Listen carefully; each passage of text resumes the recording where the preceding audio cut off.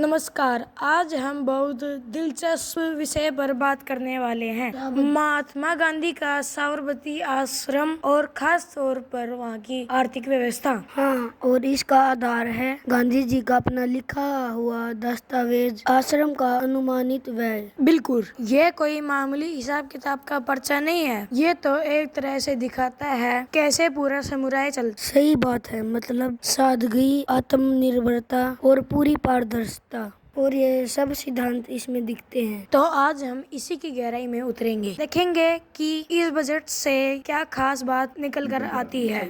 चलिए देखते हैं। इस लेख की जो सबसे पहली चीज ध्यान खींचती है वो है इसकी डिटेलिंग, मतलब कितनी बारीकी से खर्च लिखे गए हैं।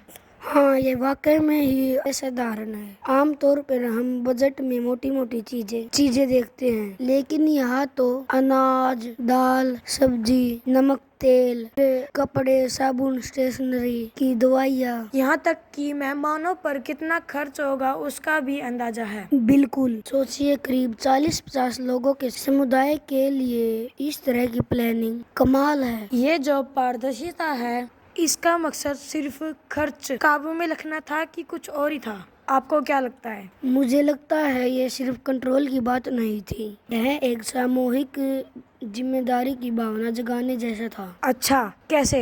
देखिए, सबको पता है कि पैसा कहाँ और कब खर्च हो रहा है। हर छोटी चीज का हिसाब साफ साफ सामने हो, हर कोई थोड़ा सोचता है, हाँ, मेरा हिस्सा कितना है इसमें। बिल्कुल। शायद हो प्रति व्यक्ति औसत खर्च भी निकालते होंगे, तो एक तरह का सेल्फ चेक रहता था। ये एक पैसों का अनुशासन नहीं, यह एक नैतिक अनुशासन भी था। और सादगी वो कैसे दिखती है इस बजट में? क्या अंदाजा लगता है किन चीजों पर पैसा खर्च होता था? देखिए, लिस्ट देख के ही पता चल जाता है। इसमें कहीं भी मतलब लग्जरी और फालतू चीजों का जिक्र नहीं है। खर्च सिर्फ बुनियादी चीजों पर है, रोटी, कपड़ा, मकान, थोड़ी पढ़ाई लिखाई, सेहत, बस। तो ये गांधी जी का वो सिद्धांत था, अपरिग्रह, जरूरत से ज्यादा जमा न करना। हाँ बिल्कुल, ये उसी का प्रैक्टिकल रूप था। कम खर्च में जीना कोई मजबूरी नहीं थी, वो एक चुना हुआ रास्ता था, एक आदर्श और आत्मनिर्भरता वाला पहलू।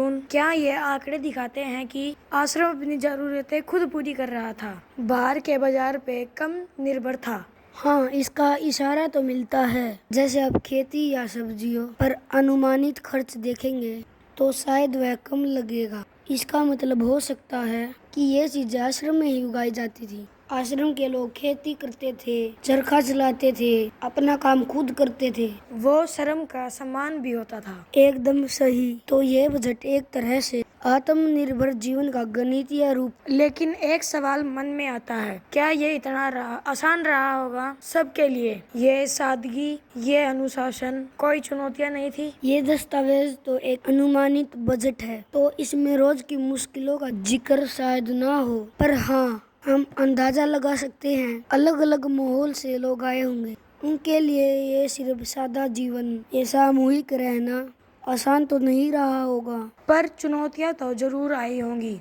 पर जोर इस बात पर था, पर समुदाय को इन सिद्धांतों पर को माना है और अपनाया है। फोकस हल निकालने पर था, ना कि फिर मुश्किलों पर रोने पर। एक और बात, ये जो खर्च का हिसाब है, इसके लिए पैसा कहाँ से आता था? आय का स्रोत, क्या लेख में इसका जिक्र है? ये अच्छा सवाल है। अक्सर ऐसे बजट खर्चों पर ज्यादा ध्यान देते हैं। अगर लेख में आय का हिसाब साफ साफ नहीं है तो फिर हम अनुमान ही लगा सकते हैं। शायद दान से आता हो, या सदस्य फिर कुछ योगदान करते हो, या जो आश्रम में बनता है उसकी भी खरीद है। पर मुख्य बात खर्चों को कम और पारदर्शी रखने की थी। बिल्कुल, आय कहीं से भी आए, खर्च सोच समझ के सबके सामने हो। तो कुल मिलाकर हम ये कह सकते हैं कि गांधी जी का ये हिसाब किताब सिर्फ एक बजट नहीं था। नहीं, बिल्कुल नहीं। ये तो जीवन जीने का एक तरीका था, एक दर्शन था। ये दिखाता था कि सादगी, मेहनत, पारदर्शिता,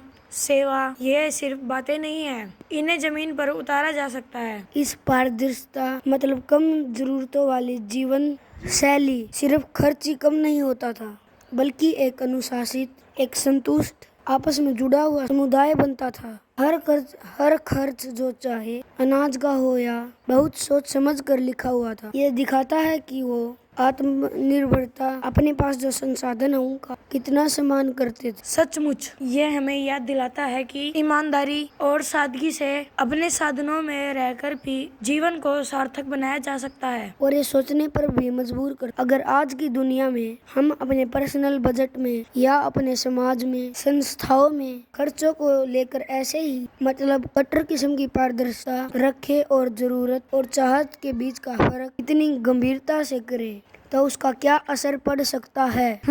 ये वाकई सोचने वाली बात है। बहुत गहरा सवाल है ये।